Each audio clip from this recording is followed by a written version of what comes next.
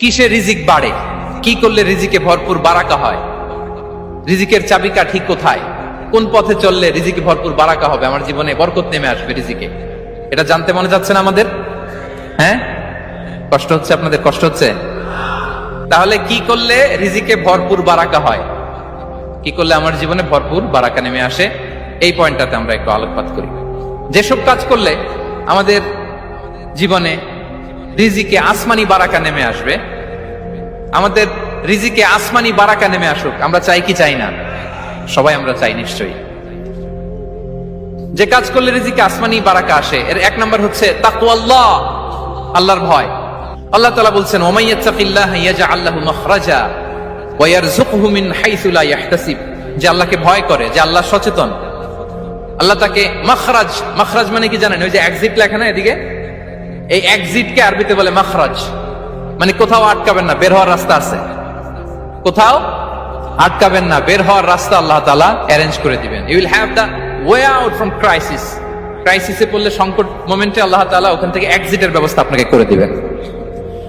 ওয়া ইয়ারযুকহু মিন হাইসু লা ইয়াহতাসিব, এমন জায়গা থেকে আল্লাহ তাআলা রিজিকের ব্যবস্থা করবেন যে সে কল্পনাও করে নাই।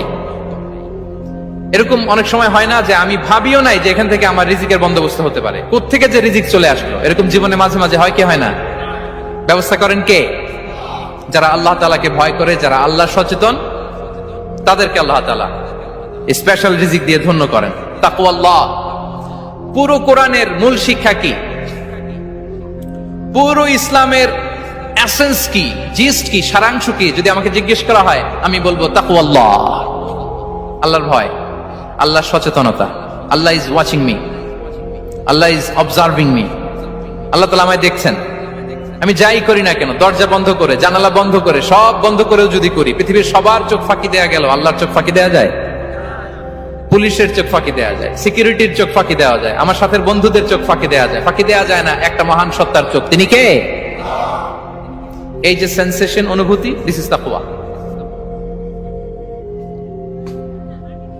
এই অনুভূতিটার নামই হচ্ছে তাকওয়া, যে আমি যাই করি, যেভাবে করি, যখন করি, কেউ দেখে না, কিন্তু দেখে কে? কেউ যেটা দেখে না সেটা দেখে কে? দিস ইজ তাকওয়া।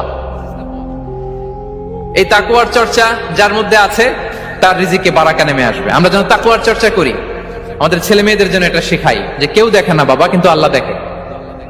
ছোটবেলা থেকে যদি আমাদের সোনামণিদের ব্রেইনে এই তাকওয়াল্লাহ নামের এই সফটওয়্যারটা ইনস্টল করে দেই, আর কোনোদিন সে বিপদগামী হবে না, পথচ্যুত হবে না। ওই ছেলেকে দিয়ে আর পৃথিবীতে অন্যায় করানো যাবে না, সে পাপ কাজ করবে না, সে অন্যায় কাজ করবে না, সে অন্যের রাইটস নষ্ট করবে না, সে দুর্নীতি করবে না, সে ঘুষ খাবে না, সে সুদ খাবে না।